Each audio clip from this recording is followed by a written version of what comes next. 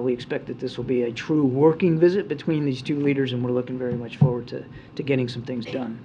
We also announced early this afternoon that President Biden looks forward to welcoming next week President Ursula von der Leyen of the European Commission here to the White House on Friday, the 10th of March, another working visit. We expect their discussion to cover a range of international security challenges, of course including support for Ukraine. They will also discuss U.S. and EU coordination to combat the climate crisis and clean tech, and take stock of the Joint Task Force on Europe's energy security that they both established a year ago. Just one quick follow-up here. I think you also saw that today the President released the administration's national cybersecurity strategy. This administration has taken an aggressive approach to strengthening our nation's cybersecurity since day one. And this strategy builds on the President's work over the last 2 years in that regard. The strategy released today will set forth a new vision for the future of cyberspace and the wider digital ecosystem. It will rebalance the responsibility for managing cyber risk onto those who are most able to bear it, including large enterprises and the federal government, and away from those who can and should not have to bear it, including local governments, tribal territories, small businesses, even individual citizens. The National Security Strategy, the Bipartisan Infrastructure Law, CHIPS and Science Act, the Inflation Reduction Act, and other major administration initiatives are moving the nation toward a more equitable economy, a clean energy transition, a stronger democracy, and a more competitive workforce. With the National Cybersecurity Strategy, we will protect all of these investments by increasing our collective security and systemic resilience. That strategy and the fact sheet are now available on whitehouse.gov, and hope you guys go take a look at it. John, with the Ukraine preparing for this offensive, are the two leaders going to discuss accelerating military assistance to Ukraine? I think without question, Steve, they're going to talk about the kinds of capabilities that Ukraine continues to need in the weeks and months ahead. You'll see us tomorrow, just unilaterally, the U.S. will have another round of assistance for Ukraine coming tomorrow, and it will include mostly ammunitions and munitions that the Ukrainians will need for the systems that they already have, like the HIMARS and the artillery. So I can't predict a specific outcome tomorrow. I wouldn't look for that, but certainly they will be discussing additional support for Ukraine going forward. We know that... Do you have a number for tomorrow's announcement? We'll just stay tuned, and we'll have more detail on that later. Yeah. Thanks. Just to follow on Steve a little bit, do you expect a discussion of or announcement of Germans moving tank shells or ammunition production to the United States? That's been kind of an issue that's floating out there because it's more difficult, I think, to produce in Europe because of regulatory and other issues, and so it might come here. We'll have a full readout of the meeting after it's over. Again, clearly they're going to talk about Ukraine and how we can all work together to help support them as quickly as we possibly can, with as much as we can, but I don't have anything specific on that proposal. Go ahead, Nadia. Thank you. Thanks, Karine. Hi, John. Iran is reported to be enriching uranium up to 84% of working grade level. What is your response to that? If there's any consequences for them, and how does it complicate any chances of going back to the JCPOA? And I have another question. I'm not in a position to confirm those reports. Clearly, one of the reasons why, when this administration took office, we wanted to get back in the Iran deal was because without the Iran deal in place, Iran was free to continue enrichment and free to further decrease the breakout time to weeks and months from what had been more than a couple years. That's why we wanted to get back in the Iran deal. The Iran deal right now is still not a focus of the agenda. As Iran continues to supply military equipment and capabilities to Russia so that they can continue to kill Ukrainians, as they continue to crack down on protesters in their own country, and as they continue to support terrorists throughout the Middle East and Levant. So it's just not a focus for the administration right now. After the Israeli settlers attacked the village of Hawara in the West Bank next to Nablus, the Israeli finance minister has called for the wipe out of this village. Is this a language that's acceptable from one of your closest allies? No, it's not. And we've already talked about that. We've spoken to that. That's not acceptable language. And we continue, as always, to urge both sides to take no steps, and certainly not to participate in rhetoric that are only going to escalate the tensions. On the Blinken-Lavrov meeting, this was obviously the first time that they've spoken face-to-face since Russia invaded. Why did the U.S. feel now was the right time to have this conversation? And also, the Russians say that it was at Blinken's request. Is that correct? It was a pull-aside. They were in the same room at the G20 in New Delhi, and Secretary Blinken took the opportunity available to him to make 3 key points. One, we don't want Russia to suspend their participation in New START because that treaty makes both our countries safer. 2, we want Paul Whelan back. We got a proposal on the table. They ought to take it. And 3, we're going to continue to support Ukraine. China, though, was not on that list. Is there a reason why it didn't It was a go up? 10-minute pull-aside. It wasn't a pre-scheduled long bilat kind of a meeting. I mean, it was an opportunity that Secretary Blinken took advantage of. To follow up on a couple other topics in that neighborhood, any evidence that China has made any further decisions or actions either way, whether to provide lethal aid to Russia? We've seen no indication that they've made that decision. They haven't taken it off the table, Peter, but we haven't seen any indication. Remains as it was then. Let me ask that if I can. The president said to us a couple of weeks ago when he was speaking about the aerial objects there that he expected to speak soon, was his language, with President Xi. Is there any update on that? Any formal outreach? When would that take place? No formal outreach that I'm aware of, Peter, and no call on the schedule. Okay, then just one last one to punctuate. Several months ago, the president promised Saudi Arabia would suffer, quote, consequences. That was his language after the Saudi-led OPEC unexpectedly announced it would cut production. Is it fair to say now, this many months later, that that's not going to happen? I addressed this the other day when I was at the podium here with Karine a few days ago. We talked about this. First of all, there already had been consequences because, as you know, Congress took action to limit arms sales to Saudi Arabia. But we noted on Monday, whenever it was that I talked to you about last, that they had visited Kyiv. They agreed to contribute $400 million of energy infrastructure support to Kyiv, to Ukraine. We found that a welcome development. We're focused on the future now. Okay, Patsy. Thanks, Karine. John, I have a question on the cybersecurity strategy, but first on Taiwan, the administration has approved a $619 million potential arms sales to Taiwan that includes hundreds of missiles, including for F-16s. Can you clarify the administration's goals to provide these weapons, and can you address concerns whether you'll be able to fulfill this package, considering the U.S. defense industry is already struggling to fulfill munitions requests for Ukraine? I don't know that there's anything to clarify. I mean, this most recent announcement on arms sales is very much in keeping with our responsibilities under the Taiwan Relations Act to make sure that Taiwan has sufficient self-defense capability. These munitions designed for F-16 aircraft will exactly help do that. And as for the impact of it on what we're providing to Ukraine, there won't be. They're completely 2 different systems, the way this is. I mean, arms sales is a whole different process and methodology than what we're doing for Ukraine, which is largely through presidential drawdown authority, where you're basically taking stuff that are already on your shelves and providing it to Ukraine directly. So it's a completely different process, different system altogether. So is it the same? Is it the same kind of munitions, but just provided by different factories? I'm sorry, I don't understand. The types of, I don't want to get into too much detail here from the podium, but the types of munitions are the kinds of munitions that will allow Taiwan to continue to modernize their fleet of F-16s. So it's largely designed for F-16 delivery. Okay, and on cybersecurity, would the new cybersecurity strategy allow the administration to authorize U.S. agencies to implement hackback operations to networks of criminals or foreign governments to preempt attacks on U.S. networks? I don't think we're going to get into the tactics here from the podium on something like cybersecurity. I mean, I'd encourage you to take a look at the strategy. It's pretty fulsome. It covers a wide range of issues, largely bringing back onto the federal government some responsibility that we think is more appropriately us and that shouldn't be laid at the feet of small businesses and individuals, as well as the tribal territories, and also gives us more tools and more flexibilities with going after bad actors. And I think I really do need to leave it at that. Thanks, John.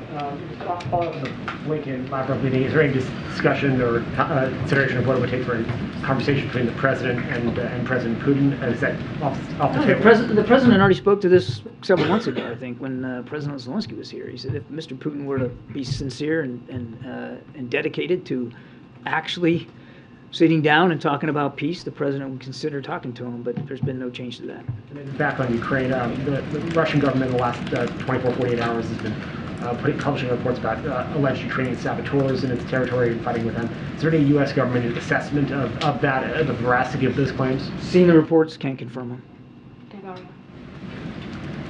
Yeah, thank you so much. One other question on the visit of Chancellor Scholz. According to my excellent colleagues from Reuters, the administration is, consulting with allies regarding further sanctions against China if China decides to deliver weapons to Russia, and Germany comes to mind, given their very close, business relationship with China. So, do you expect that to be a topic and maybe a difficult topic in the conversation tomorrow? I certainly would expect, in the context of talking about what's going on in Ukraine, that the issue of third-party support to Russia could come up. They have reached out, as you know, to Iran. They've reached out to North Korea. But I don't want to get ahead of where we are here. We haven't seen the Chinese make this decision. We don't think they've taken it off the table, but we haven't seen them make a decision to go forward. We've communicated privately, certainly publicly, our concerns about that. We believe it's not in China's best interest to move forward in that regard, and they should see it the same way. I just don't think it's helpful right now to hypothesize about what consequences might result. Secretary Blinken has talked about the fact that there would be ramifications, and I think that's probably better if we just leave it at that. Raquel in the back. Thank you so much, Karine. Hi, John. So President Zelensky just spoke with Lula now, and he just tweeted that they discussed diplomatic efforts to bring peace to Ukraine, and he invited Lula to come and visit Ukraine. Do you believe that any efforts to mediate peace at this time could be successful? Only if President Zelensky and his government are fully brought into the process and fully supportive of it. Nothing about Ukraine without Ukraine. Thank you. I have a question about refugee policy as well. The president praised Poland for assisting refugees during his trip. When it comes to the United States, we often hear about the United for Ukraine program. There was also, between April 11th and April 21st, about 10,000 Ukrainians who came in across the border were not covered by TPS or United for Ukraine, but parole that's set to expire next month. Is the administration considering any option to extend that legal status? And if it's not extended, what would happen to those 10,000 Ukrainians in the United States? Let me take the question. I'll take that question. We'll get back to you. Is there any chance that we could get you in the White House to reconsider not having a 2+2 press conference with Schultz? We would love for there to be the regular 2+2 press conference. Similarly, are you planning to hold one of these press conferences when President von der Leyen visits? So I think Karine addressed this issue yesterday. And I don't have anything to add to what she told you. This is a working visit, and it's the agenda, which is tight-knit because it's just not an expansive. He's not going to be meeting with the president all day. It's a tight visit, working level visit on pretty significant issues, and it just wasn't part of the schedule for either leader here to do a press conference. And it's not, as I understand it, I've not been here for long, but we don't always do that. I mean, sometimes you do, sometimes you don't. It depends a lot on the agenda and the schedules by both leaders. Thank you very much. Hungary has further delayed a vote on ratifying Sweden's and Finland's accession to NATO. Yeah. This time by 2 weeks. Are you concerned about this delay? Are you confident that Hungary at the end will accept expansion of NATO? And since Turkey says it's not ready to approve Sweden's membership in NATO, would President Biden support Finland's admission first before Sweden's? And one question on yesterday's meeting between... Hang on before you go to that, because I'm going to forget. So, first of all, what we are confident in is that Finland and Sweden are going to be great NATO allies. Two modern militaries, we know them well, we operate and train with them all the time. they're going to be welcome additions to the alliance. The president remains confident that they're going to be NATO allies. Now, we're also encouraged by the fact that there are still discussions going on between Turkey, Finland, and Sweden, as well as with Hungary.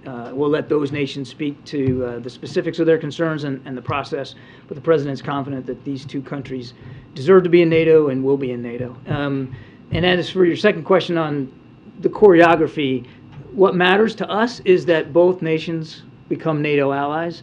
The Texas two-step that goes into doing that, that's not our main concern. The second question, I'm not sure if it's to you or to Karine. The First Lady, Jill Biden, met with Poland's First Lady, Agata Kornhauser-Duda, yesterday at the White House. Could you give some details about the meeting? How did it happen?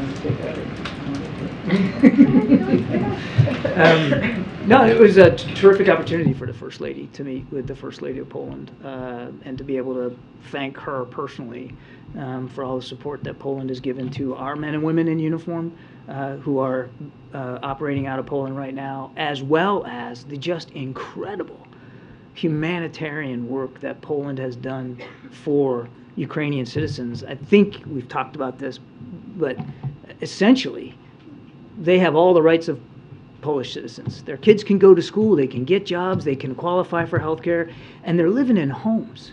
Polish homes, families are taking them in. We're talking about more than 1.5 million refugees. That's the kind of generosity that the Polish people are demonstrating, and it was really important to the First Lady to be able to thank the First Lady of Poland directly on that. Thanks, John. So, a bill requiring the DNI to declassify the COVID origins intel passed the Senate. If it passes the House, too, would President Biden sign it? I won't get ahead of the president's decision-making, Peter, but look, a couple of things to keep in mind. Right after taking office, the president declassified and made public the DNI's initial findings here about the source of COVID. So he already very swiftly and unilaterally put information out there. That's one. Two, the intelligence community continues to assess the origins of COVID. I know I've seen press reporting about some preliminary findings of a classified nature, but there's still no consensus. And that's why the president has directed the team to stay at the work, because he wants to know. He wants to know as best we can know what the origins were so that we can work to better prevent a future pandemic. But we've got the FBI director saying most likely a potential lab incident in Wuhan. If a foreign country came to the United States and killed 1.1 million Americans with guns, would the president just let that slide? Nobody's letting anything slide. That's why the president wants the intelligence community to work so hard hopefully to get some answers that that we can rely on. Right now, there's just no consensus. It's hard to take a look at what the president has done here in terms of declassifying and making public information already, in terms of the constant and consistent briefings to members of Congress in a classified and unclassified setting in just recent weeks on what the origins of COVID were, and on his tasking again to the intelligence community to keep at that work and come away from that thinking that he's not taking this seriously. Okay, 3 more, go ahead. As many as 900 schoolgirls appear to have been poisoned in Iran. Does the U.S. have any information about what could be behind those poisonings? And if it was the government, is that something that could prompt American sanctions? It's deeply concerning news coming out of Iran. What could be the poisoning of young girls that are just going to school. And truth is, we don't know right now what caused those ailments. We see reports that the Iranian government are investigating it. That's the right course of action. We want those investigations to be thorough and complete, and we want them to be transparent. Little girls going to school should only have to worry about learning. They shouldn't have to worry about their own physical safety, but we just don't know enough right now. Would the U.S. take that investigation at face value, or would you try and conduct your own? Let's see what the results are here first before we make some kind of snap judgment. We don't really know what's going on with respect to these hundreds of schoolgirls, I think where the president is, we need to know. The world needs to know. Certainly, the families of those little girls need to know. So let's see where it goes before we make some snap judgments. But obviously, very deeply concerning reports. On Paul Whelan, was there any progress made in the conversation between Lavrov and Secretary Blinken that they signaled any willingness to release him? It was a short conversation where the Secretary had an opportunity to remind Minister Lavrov we want Mr. Whelan back. He belongs with his family, and that there is a proposal on the table. We want the Russians to take it. I really, for reasons I'm sure you can understand, I don't want to get into what the back and forth was on that, or detail the conversations that we're still trying to have with the Russians about getting Mr. Whelan back. Just briefly on Ukraine aid, should we expect anything on that in the budget next week, or will that just be top lines on defense? I'm not going to get ahead of the President's budget announcement. Thank you, John. China and Belarus conducted high-level talks yesterday and expanded their defense partnership. Is the White House concerned that China may channel weapons to Russia via Belarus? Again, we have not seen the Chinese make a decision with respect to providing lethal weaponry. We don't believe they've taken it off the table, but we don't believe they've made a decision to do that.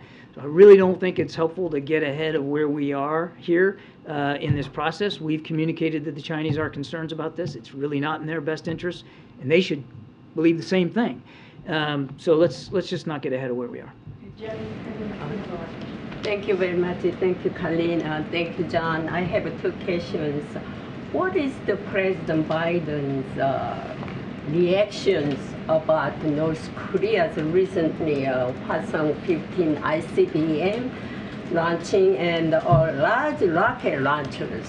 Do you have any comment on that? We have reacted in real time to each and every one, Janie. I think you know that. And in response to the most recent ones, we conducted some exercises with our OK allies. We're continuing to stay vigilant on and around the peninsula. And of course, we've publicly condemned these launches, as had our UN colleagues. And Ukraine requested arms aid from South Korea. Does the United States want South Korea to provide weapons other than ammunition to Ukraine? We want all nations to support Ukraine to the best that they can. And we don't want any nation to help Russia kill more Ukrainians.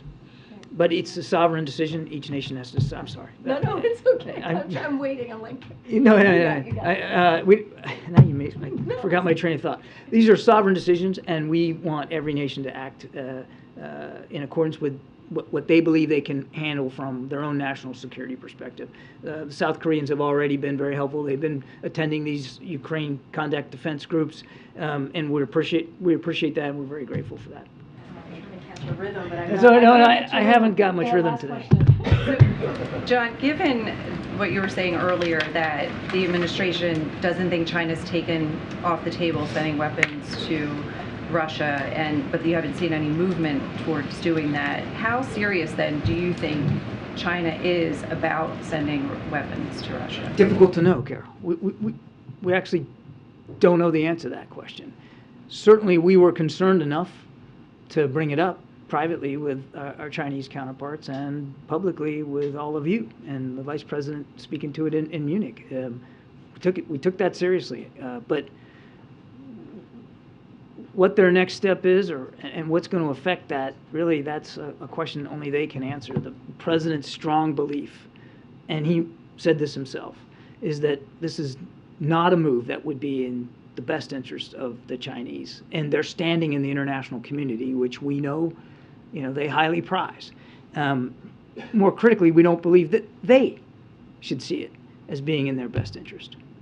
But it sounds like, from what you're saying, that you don't want to lean into the idea of threatening sanctions. Is that because you don't think that they will ultimately move in that direction? I'm just trying to get a sense of why seems to be a little bit of a hesitancy to talk in detail about how the U.S. could sanction China. Secretary Blinken has been clear that there will be consequences, and he mentioned that sanctions could be one of those consequences. So I mean, we've laid out that that there are tools available to not only the United States but to our allies and partners should China move in that direction. But ultimately, it's their choice to make, and we really strongly urge them to make the right choice here. Okay. Thanks, everybody. Thanks, Alan. Thank you, Ms. Thank you. Okay, I have one thing at the top, and then we'll get going. I just wanted to follow up on yesterday's good news from Eli Lilly, heeding the president's call for companies to lower their prices and cap their insulin costs at $35. Data today shows that Americans in all 50 states, especially in communities of color, will benefit from the president's cost-cutting actions. Through the Inflation Reduction Act, close to 4 million seniors on Medicare with diabetes are protected. Seniors started to see their insulin costs capped at $35 per month this past January, saving some seniors hundreds of dollars for a monthly supply this past January, combined with Eli Lilly's announcement, which is the largest insulin manufacturer. We're making serious progress to cut insulin costs for approximately 26 million Americans living with diabetes. The data today shows that these cost-living measures will also disproportionately impact communities of color, as Black, Hispanic, and American Indian, Alaska Native adults have higher rates of diabetes in the United States than white Americans. And of course, this also builds on the tireless work the president has done to lower healthcare costs for Americans, and call that was heeded in North Carolina, where they announced an agreement to expand Medicaid today. The president has been calling for all remaining states to expand Medicaid programs, and today North Carolina became the 40th state to answer that call. Expanding Medicaid improves quality of life for Americans, and we thank Governor Cooper and bipartisan work in North Carolina legislature to expand access to quality health care. We are excited to see the state move quickly to get 500,000 North Carolinians covered, which is incredibly important. Zeke, before I go to you, I forgot to tell Peter to welcome back and congratulations on being a dad. And how's baby Karine doing? I had like this delayed reaction. I do have a lot of hard questions for her when I get home. Oh. Are they hard, or are they seriously hard, or? You tell me. I don't want to say the next word that I want to say to that. Okay. Thank you. Zeke, the floor is yours. Thanks, Karine. Welcome back, Peter. The president just tweeted maybe 2 minutes ago regarding the D.C. home rule, saying he would sign the resolutions that should be passed the Senate to overturn the changes to D.C.'s criminal code. The president's spoken a bit about his support for D.C. statehood in the past, but why does he believe that he should step in where the residents of D.C.'s elected representatives, pass these changes? Why does he believe that he should substitute his wisdom and judgment for theirs? So look, I mean, just to double down and triple down on what the president has said for decades, which is that he believes every city should have the right to self-government. That is still is the same case. That hasn't changed anything. He has long believed that D.C. statehood should be something that the residents of D.C. should be allowed. Again, that hasn't changed. But this is different. The way that we see this is it's very different. This is the D.C. Council put changes forward over the mayor's objections, and the president doesn't support changes like lowering penalties for carjacking. So this piece is different, but again, it doesn't change the administration strongly supporting H.R. 51, which would have made D.C. the 51st state. That is something that he still very much supports, and we're going to continue to call on Congress to provide a swift and orderly transition to statehood for the people who live here in D.C. I think you can explain a little bit why this is different, just because it's different. The president believes that every city should have the right to self-government, except if he disagrees with the outcomes of their governing process. Look, one thing that the president believes in is making sure that the streets in America and communities across the country are safe. That includes D.C. That does not change. That's why he puts forward a historical plan that he hopes Republicans in Congress would support, which is his Safer America plan. That is something that the president has led. When you think about keeping communities safe, when you think about making sure that we're also protecting our law enforcement and making sure that we have law enforcement in communities that continue to keep communities safe, that's something that he has led on. So when it comes to what this proposal brings forth, which is, really lowering penalties for carjacking, that's not going to, he doesn't believe that's going to keep our community safe. So if the bill comes, he's going to take action, as he said. Just another step in this, because the principle matter, the president's making a principled statement that he supports the city self-governing. I think those two things. Trying to overturn their Those two things could exist at the same time, right? We've heard that throughout our lives, right? When we hear things that we may not agree with, that they both could exist at the same time. Which is, the president still thinks that D.C. should become the 51st state. That is something that he has supported for decades, not just these last couple of years. But he feels as president, he has the obligation as well to keep America's cities safe, to keep communities safe. And this is one step in a way to do that. That's it. Yeah, Justin. Sorry, I just want to look back on that really quickly. Yeah. So is the principle here that the president believes in self-rule and autonomy, except if he believes that D.C. is passing laws that would leave its residents unsafe in some way? I don't think it's every piece of legislation. This is going to come to his desk, and he has a decision to make for the people of D.C., right? He actually has a decision that is going to be put in front of him. Well, it's not a decision now, it's a precedent that he's setting. In the SAP that you guys issued, it said Congress should respect the district's autonomy to govern their local affairs. For too long, Washington residents have been deprived full representation, and the principle of taxation without representation. There is obviously a sort of immediate question about whether these changes done by the DC Council are smart or good policy, but there's also a principle about when the president would intervene to overrule the elected representatives. I get the question, Justin, I really do. And what I'm saying to you is that the president supports DC statehood. That has not changed. That is something that he has supported for the past 2 decades or more. Certainly, he was very clear about that during the campaign. We've been very clear about that the last 2 years. The president is this piece of legislation is being put forward to him that's going to become law, clearly, right, once he signs it. And it's a decision that he gets to make, right, to protect communities across the country. And this is a way that he believes that he can do that. He believes by signing this into law that it will protect communities, and so that matters. That matters. You all were asking me. More than the self-governance. No, I'm saying both things can exist at the same time. I'm not sure that they can. No, if I'm being honest, either you can make decisions for yourself, or I will make decisions for you. But I believe in your best interests. the decision that he is making, he's making it for the people of DC, right? By making sure. Yeah, but no, I understand that. But this is being presented to him, right? This is being presented to him on signing this into law. And if you look at what is being presented to him, the mayor actually disagreed with what the DC Council put forward. And so now this is an opportunity to protect the community. That's the way the president sees this, to protect the community. Okay, I wanted to ask about the Willow Project.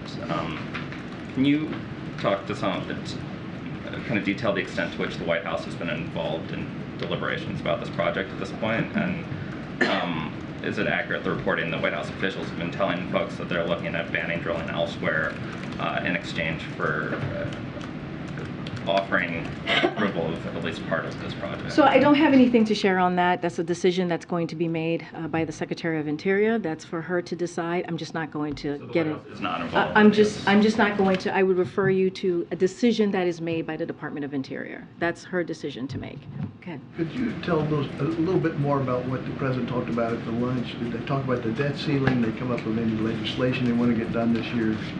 So as you all know, the president went over to the Capitol, met with the Senate Democratic Caucus, folks that he has known for many times, and we've worked really closely with them over the past 2 years on delivering historic pieces of legislation that's going to really continue to grow the economy and build an economy, as the president has said many times, from the bottom up, middle out. So they talked about an array of issues, important, critical issues that matter to the American people. Debt ceiling, as you know, is always something that's at the forefront, especially as what we're seeing House Republicans are trying to do, trying to hold our economy hostage. And we've been very clear, we're not going to negotiate on the debt ceiling because this is something that is a constitutional duty that Congress has, and they need to move forward and lift the debt ceiling. That is something that is not negotiable, and we've been very clear about that. The president next week is going to put forward his budget on March 9th. He's going to lay out how he sees his responsibility to be fiscally responsible, if you will, and we'll see that from the president. Now, the president has also said if there is a real conversation that congressional members want to have about how we continue to lower the deficit, that's something that he's willing to do, which he has actually done over the past 2 years, $1.7 trillion. You heard him say during the State of the Union that his plan is going to lower the deficit by another $2 trillion. So I'll leave it there as to what has been clearly important to the American people and what has been discussed. Go ahead. Yeah, just back to the crime bill. If the president was planning to sign it, why did the administration put out that statement saying that it opposed it? So, look, I want to be very clear about this, and I think I have. Look, the president does not support the D.C. Council, the changes that they put forward over the mayor's objections. And those changes, like lowering penalties for carjackings, he thought was unacceptable. And so he wanted to make sure that, again, we're keeping communities safe. And this is, he believes, the D.C. community deserves that. They deserve to feel like as if they are going to be safe. And we've talked about, just last week, we talked about how the president inherited increase in crime when he walked into this administration. And this is a president who has led on that, who has led on making sure that we put forward public safety and law enforcement policies to make sure that we keep our community safe. And so he's done that through the American Rescue Plan, and he did that with his Safer American Plan. Again, Republicans have refused to fund this plan. And so he's going to continue to make sure that he puts Americans first. And that's how he's seeing this particular piece of legislation that's going to come before him. And can I ask about a moment in the president's speech last night in Baltimore? He was talking about Marjorie Taylor Greene, and he mentioned a mother that had lost two of her sons to fentanyl. He said the interesting thing is that the fentanyl they took came during the last administration, and then he seemed to laugh. The mother's demanding an apology, and I'm wondering if he regretted how that came out. So, I want to be very careful here because this involves a mom, as you just stated, who lost two sons. And when it comes to this president, I believe the American people knows who he is fundamentally because he's been around for some time, and they have watched him go through grief. They have watched him deal with really personal loss. And so this is a president that understands that. He expressed sympathy for her last night, and his heart goes out to any person who has to go through that type of trauma, that type of hurt. I will say his words are being mischaracterized by someone who is regularly discredited for things that she says that are really conspiracy theories, and those lies are being parroted by a certain network, I'll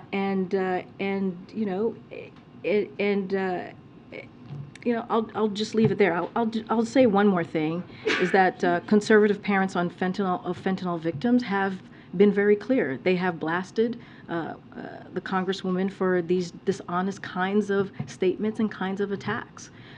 But again, our hearts go out to anyone who loses a person that they love, and this is something that you've heard from this president over and over again when that has occurred and has been presented to him.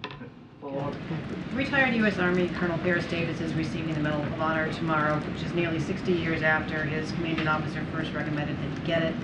The paperwork for his recommendation disappeared at least twice. Does the White House think that race was a factor in why this honor took so long? So we were going to have some information to share with you on the Medal of Honor recipients. We'll have more. We'll have that tomorrow. So we'll go through who's going to be getting the Medal of Honor. I don't have anything to share specifically on anyone at this time. I just don't want to get ahead of the team. But I'm happy to answer that question tomorrow once we have more information to share. If I could also ask an immigration question. The governors of Indiana and Utah have proposed that states be allowed to sponsor immigrants for the types of jobs that they need to fill. Is this something that the president would be interested in exploring with them? I don't have any policy preview to share from here or any reaction to that at this time. Okay, Peter.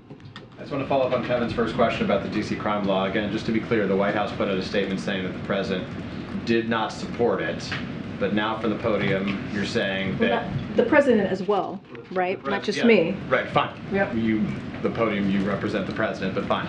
To be clear... No, but you heard directly from the president. Just want to make sure that that is clear. Even better. Makes it even better for me. Right? So That's why what I'm would saying. It makes it even better. You heard it directly from the president. I'll ask you cleanly, why would the White House say he does not support it, and then he would say he is not vetoing it, instead he is signing it? Which is to say, why should Americans believe the White House when it says it doesn't support something if the president's going to sign it, no less? I understand the question, Peter. I'm just telling you, at this moment, where we are currently with this piece of legislation that is going to be coming, that's coming from the Senate, that's going to be coming to the president's desk, he will sign it. You know, it is because what is different about this, signing it, is as I mentioned before, the D.C. Council was put forward over the mayor's objections, and the president wants to make sure that communities, even in D.C., the Americans in D.C. feel safe. So let me get to the second half of that question, which is, why should Americans believe the White House when it says it doesn't support something when the president's going to sign it, no less? I think what the American people, who I just mentioned to one of your colleagues, I think the American people know who Joe Biden is. I think they fundamentally, hold on, let me, wait, you have your eyebrows moving and leading in, so I just want to make sure you give me a second to answer. I know, I'm just... You have this. You get really excited, Peter. So I just want to make sure. I know. Oh my gosh, they're so exciting, thrilling. No, but with all seriousness, look, the American people know who Joe Biden is. He's been around for some time, right? They fundamentally know who he is as a person. The president, especially these last 2 years, have always put the American people first. And that's what they should know. That's what they should take away, that he's putting, in this case, the safety of the people of D.C. first, and he is always going to do that. Let me ask you one separate question if I can, then I apologize. Thanks for letting me follow up. The president, yesterday from the podium, you said that there was no other plan. The president was focused on the plan that exists as it relates to student loan forgiveness. Right now, before the Supreme Court, the president told us on the lawn yesterday, we're confident we're on the right side of the law, but not confident about the outcome of the decision yet. So, because the president himself said that he is not confident of the outcome of the decision, what is the White House doing, or why is the White House not preparing a plan B to help those who have student loans know what they need to do to prepare themselves if it's rejected by the court? Because we're confident in our legal authority. He just said he's not confident in the outcome, though, so it doesn't matter if you're confident in your authority. But of course, who would know how the Supreme Court is going to go? No one knows how the Supreme Court is going to rule. Good sense, because it's a 6-3 conservative lean right now. But it doesn't mean that we can't be confident in the merit, in our standing, and we are. We're confident. We're gonna have faith because of the, I didn't mean to interrupt, but you're going to have faith that your argument is the one that the law supports, even if you don't think they will support it and not make an alternative plan. What I'm saying is that the president does not know how the Supreme Court will rule. That's of course. We never know in any case how the Supreme Court is going to rule. What we are saying is that the Solicitor General did an amazing job, we believe, in really defending the program that the president has put forth. So and he laid. But you see why? Let me finish. Let me finish. This is why I was saying earlier, because you tend. Yeah, there you go. What the SG made very clear yesterday, and we believe this, and actually spoke to the president about this morning, is that our opponents don't have the standing or the merits on their argument. That is because she put forth such a forceful argument for the president's plan. I guess I'm asking because we're hearing from those who have student loans right now who are wondering if this is rejected, they have to make a plan B. So simply put, what is the message to those Americans who have loans right now? Because whether or not the White House thinks it's going to get through the court. It may not. What should they be doing actively right now, or what can they anticipate from you on their behalf? So here's what they can anticipate from us on our behalf. And many of those millions of borrowers received an email from the Secretary of Education yesterday, basically stating that we have their backs. So we are going to continue to fight. For 2 months, right? You would extend it for 2 months. We're going to, well, there's two parts to that, right? We're going to extend it for 2 months, depending on the decision, right? That'll be 2 months after the decision, or January 30th, right? So that is what we've put up. I'm so sorry, June 30th, yeah. You're correct. But our message is, to your other question that you asked, is that we're going to have their backs. We are going to continue to have their backs, as the president has had the backs of Americans, whether you're in a red state, blue state, rural America, urban America. We will have your backs and continue to make sure that we fight for you so that you are not left behind. And that is what this plan is about. Jimmy, well, good boy, sorry. You've been in a lot of indulgement. Oh boy. All right, Ed. Go ahead, Ed. Just 3, actually. There is a separate House Republican, Congressional Republican proposal that would override legislation allowing non-citizens to vote in Washington, D.C. elections. If that passes the Congress, would the president sign it? I can say that the president does not support that. The reversal here comes in the wake of a handful of senators facing re-election in 2024 saying that they were seriously considering supporting this legislation or had planned to vote for it. Joe Manchin, John Tester, Bob Casey, Angus King. Some might look at this and say the president is choosing to give political air cover to vulnerable Democrats in 2024 and make a point on criminal justice issues that he has had an opinion on since the 2020 election, when there was a disagreement in the Democratic Party about whether or not to support defunding the police or whether to be tougher on crime and continue to support police agencies. So is the president playing 2024 politics with this local Washington, D.C. issue at the expense of his longstanding, decades-long support of D.C. State? What I'll say here is not going to get into 2024 analysis or political punditry from here. We are covered, I am covered, we are covered by the Hatch Act, as you know, and so I'm certainly not going to get into analysis from here. I will always be very clear about what the president believes. The president believes in making sure he continues to deliver for the American people. That is what he wakes up thinking about every day, and you see that in his historic pieces of policies and laws that are now in effect, and it's going to continue. That's our focus at this time. To this, a few weeks ago we talked about whether or not the White House would ever swap the DC license plates. Oh, yeah, and you said you'd get back to us on that. I still have not gotten back to you. I will work on that. I think we actually were trying to dig in and get some information. We just haven't popped any information at this time. And as he left the meeting, he said about Ohio. He was asked about East Palestine and supporting legislation that's in the works. He said, "I will be there soon." Is there a plan for him to go? I don't have any trips to preview for you at this time. The president also, if I'm remembering correctly, moments ago, he also talked about how essentially this has been a priority. He's talked to governors, the governor of Pennsylvania, governor of Ohio, the senators at multiple times throughout these past couple of weeks. As you know, when the derailment happened on February 3rd, hours later, within hours, we had folks on the ground from the EPA making sure that we were dealing with this chemical spill and making sure, and since then we have had a multi-agency reaction to this, an operation on the ground, making sure that the community in East Palestine was getting what they needed to get back on their feet and to make them whole. And we're going to, you've heard this from Secretary Buttigieg, you've heard this from Administrator Regan, we're going to make sure that we hold Norfolk Suffolk accountable and make sure that they clean up their mess. I'm going to go to the back because I haven't done that. Go ahead, Gab. Thanks, Karine. On the 58th anniversary of the Selma to Montgomery March, also known as Bloody Sunday, we know that President Biden will be in Selma on Sunday to give remarks. Last year, Vice President Harris gave remarks and traveled. Why was it important for the president to vote this year? And is there anything you can preview about his speech, whether he'll talk about voting rights or even an issue that's important to the black community, which is the censoring of black history in classrooms? I'll have more to preview about Sunday, hopefully tomorrow. So we'll work on that to make sure that we have something for all of you to preview.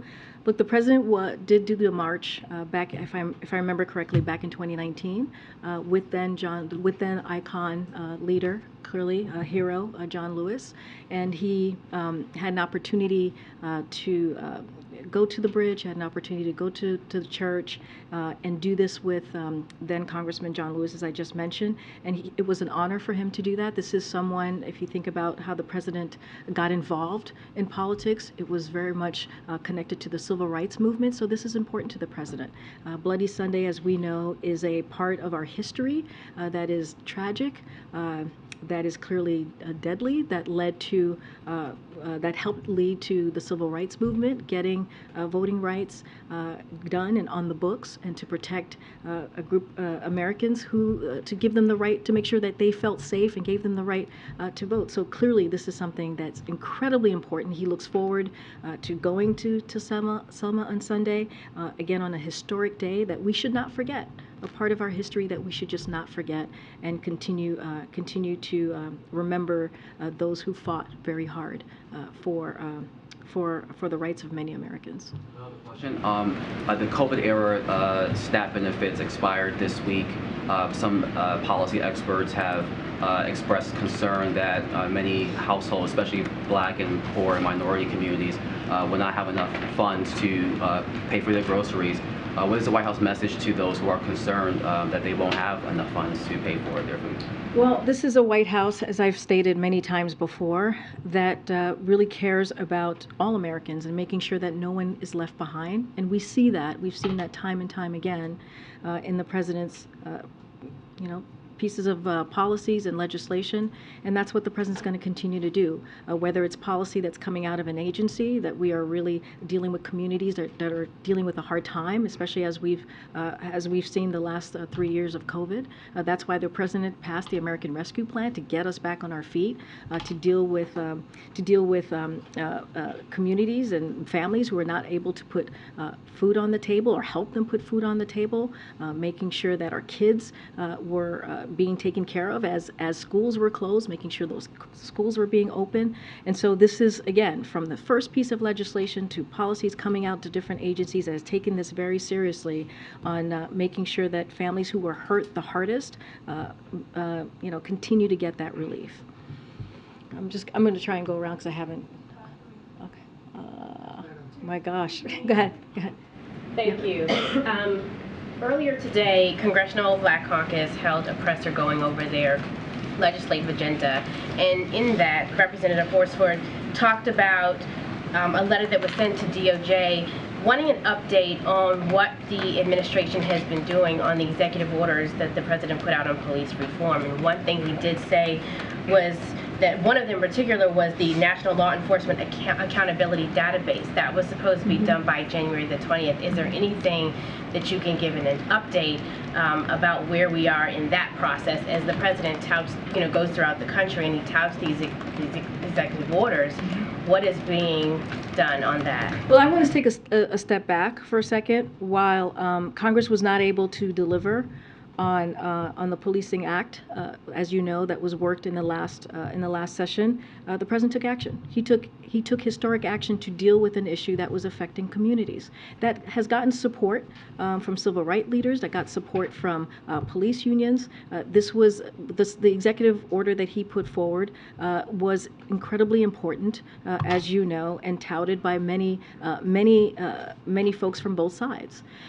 So. Want to make sure that is clear, that this was a historic action when Congress could not act. I don't have an update for you. Department of Justice would have more information. I know you just stated them. I just don't have anything to share for you at this time. Let me follow up really quickly. At the beginning of the briefing, you talked about Eli Lilly slashing the insulin prices. Is there any conversation or pressure that the president is putting on Nordisk and Sanofi? Look, the president used his bully pulpit to make himself very clear on how we should be putting the American people first. You heard him. One of the reasons we saw Eli Lilly take that action is because during the State of the Union, the president put out there that pharma companies need to make sure that they followed his lead as he passed it, as he helped sign and help tooth and nail get Inflation Reduction Act passed. And because of that, we saw a cap for seniors and for Medicare at $35, and the president said pharma companies should follow suit. And we saw that with Eli Lilly. So the bully pulpit that he speaks from very often and calls that out is a powerful tool that we believe has been very effective. Thank you. I just want to seek to kind of understand the president's opposition to the bill a bit more and the reasons for it. One, is it just the lowering penalties for carjackings, or are there other aspects that he disagrees with? On carjackings too, is it broadly the message that would be sent by lowering the mandatory minimum? I'm looking at the bill, and basically right now the minimum sentence is 7 years with a maximum of 21, and the revisions would be 4 to 18. Does he believe that 7 years is the minimum sentence someone should receive for carjacking, or is it more so the message that would be sent here? So I'm not going to go line by line of the legislation. What I can say more broadly to your point, as you are asking me this question, is that the president wants to make sure that we have communities, that communities across the country feel safe. He feels that this is an incredibly important for him to do as president. This is something that is being presented to him. This is not a piece of legislation that he put forward. This is something that has been presented to him, and he's going to take action on behalf of a community here, right here in D.C. Maybe not line by line, but like just that line. No, I know. I just use carjacking as an example, but he also mentioned it in his tweet. No, so. Totally understand. I'm just not going to go line by line. It was just an easy example to give you all and the American people how he sees this. He wants to make sure that communities feel safe, and this is a way that he believes that we will see that. On another area of criminal justice, the president during the campaign opposed the death penalty, said that he wanted to end it with a few exceptions as well. The number of people in death penalty has steadily gone up over the past couple years, including President Biden's time in office. Does he still support ending the death penalty, and also just where does the administration go now to actually ensure that happens? As a follow to that, just also what do you attribute the rise in people that have been, I said the death penalty. I am talking about solitary confinement, excuse me. The number of people in solitary confinement has gone up in recent years while President Biden has been in office. He opposed solitary confinement during the campaign. What do you attribute the rise of people in solitary confinement during his time in office, and also what steps will he take going forward? So not the death. Not the death penalty. Okay. I was confused on that. Okay. Separate question. Okay. His policy has not changed on this. Don't have anything to preview on how to move forward or the next steps. I cannot speak to why we've seen an uptick in this during his administration. Clearly, that's for experts to follow this, to speak to. I just don't have anything further to share. Okay, good, Karen. Did the president talk to Mayor Bowser and tell her that he would sign this bill if it came to him, if the Senate passed it, before he talked to Senate Democrats about this today? Yeah, I don't have any call to preview. We don't have a call to preview with Mayor Bowser. As you know, she's the mayor of D.C., so we have a close connection with her. Our team here speaks to her often. Just don't have anything to preview as a conversation with the president or not. She's talked to people here at the White House about this legislation? I can't speak to this particular legislation. What I can say is that we are in regular touch with her. She is, because she is right here in D.C., she is, she's here often. There's regular conversations that's had with our team here, with her team. I just don't have a specific conversation on this legislation to read out to you at this time. Okay. So going back to Zolan's question, first question, if you're not going line by line, I guess my question is, what is it about this legislation specifically that is the president opposing, other than the broad concept of I mean, that's the answer. The broad. What about it does he feel like makes DC unsafe? No, I understand. The broad concept of it is that he wants to make sure that communities feel safe, and he feels this is a step forward in doing that. And so, look, I use the carjacking as an example, just as a quick example so people can understand. I'm not going to go line by line. That's not something that we tend to do here, go line by line on every piece of legislation. We tend to lift up things that make sense, things that that can be easily understandable for the American people. So that's just an example that I used. But more broadly, this is a president who has led on making sure, putting forward historic plans to make sure that there's public safety is a priority, to make sure that law enforcement are able to, that we have law enforcement that go into communities and make sure communities feel safe. If you think about it, this is a president when he was senator, started the COPS program, right? That is another kind of apparatus that he put forward to make sure that communities felt safe. And that's what he's going to continue to do.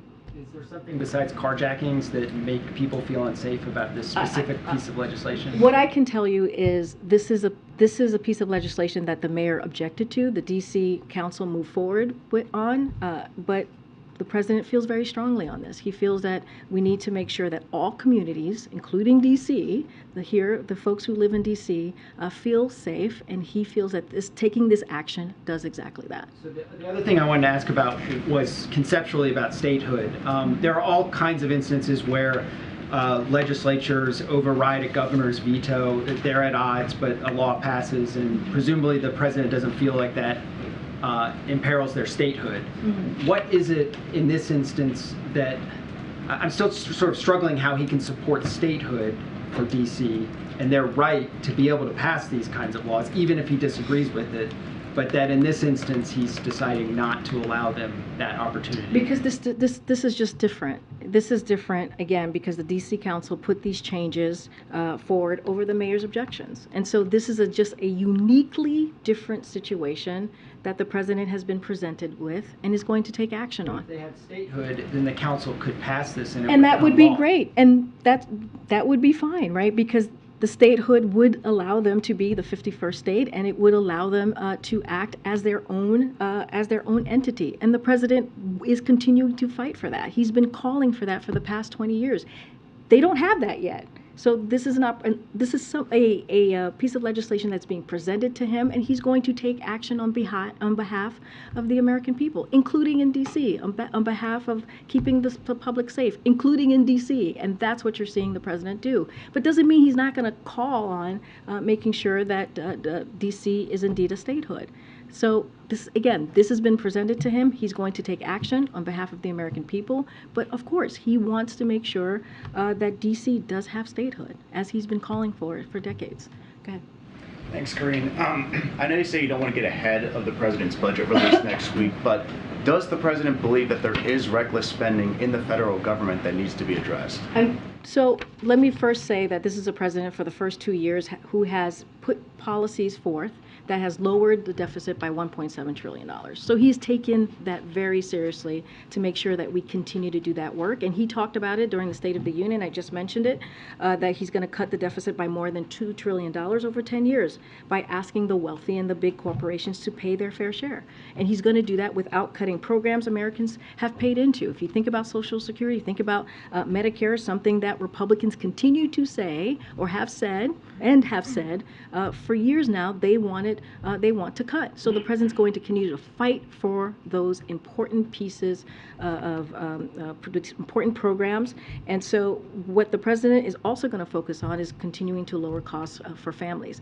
That's what he's going to do. I'm not going to get ahead of his budget. It's going to come out a week from today, and you all will get to see it. We're going to continue to ask Republicans to do the same, to put forth a budget that's fiscally responsible and that lays out for the American people a transparent budget so we can see what is it that they're calling on, what is it that they're calling for in their budget. Real quick, some fact checkers believe that $1.7 trillion was because the COVID relief funds ran out. Does the White House have a response to that? What we know and what we have seen from the data is because of this president, because of the plans that he has put forward, $1.7 trillion. That's what we've seen in the last 2 years. That's how the deficit has decreased, and that's important. Again, the president is committed for the next 10 years to bring down the deficit by $2 trillion. And so that is the commitment that this president's going to have. Okay. Student loan forgiveness. You mentioned to Peter that your message to borrowers right now would be that you have their back. But if you're one of 40 million Americans whose now financial fate is up in the air essentially, don't they deserve to know if having their back means that there's an actual backup plan in the works? Or if it's simply that you feel that the way that you've gone about this now is your best shot at this, do they deserve to know that too? What I can tell you is, yes, we have their backs. That's why the Secretary, on the same day of the arguments, made sure that we sent out an email to millions of borrowers to let them know that. We will have their backs and the President will continue to do so.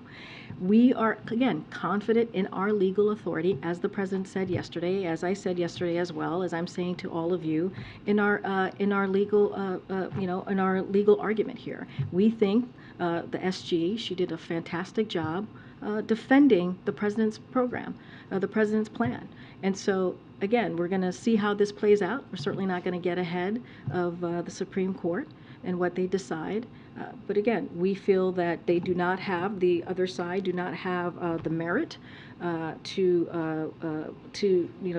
really a merit to stand forth with their argument. They truly don't. And so we're going to continue to make a forceful defense for the President's program. It is unfortunate that folks on the other side, you have elected officials who do not want to protect or give a little bit of a breathing room to those 40 million Americans that will get that. Let's not forget, 90% of folks that's going to be able to participate in the President's plan are making less than $75,000. It sounds like Plan B is Plan A, right? And so to just be really practical about it, do borrowers need to be making other plans? That is not for me to speak to. What I can tell you what we're going to do. What we're going to do is we're going to continue to defend the President's plan. We believe we have the legal authority to be successful here. The Solicitor General proved that, showed that yesterday. That's what we believe. And our plan is a good plan. It's a very good plan that's going to give relief, again, to working families, to middle-class Americans. And so that's what we're going to continue to fight for. And not to beat a dead horse on the D.C. crime bill, but I think there just still is some confusion here because given the difference between the SAP that came out earlier last month and the announcement today, what led to this change of heart? Because it does seem there was a change of heart. Look, what I can tell you is what the President said himself, and just repeat that, which is he believes in every city has the right to self-government. That never changes. He's been saying that for some time. And if the Senate sends the bill, this particular bill, to his desk, he will sign it. And he said that today. I'm repeating it from the podium. And he believes, this is a way for him to keep the community safe in D.C. and the people of D.C. safe, the residents of D.C. Safe and protected. So that is why he's moving forward in this way. Nothing changed in his mindset between February 6th and today. I'm just laying out where the President is today, as this is coming. This is going to be coming before him, and he's going to sign it. All right. Thanks, everybody.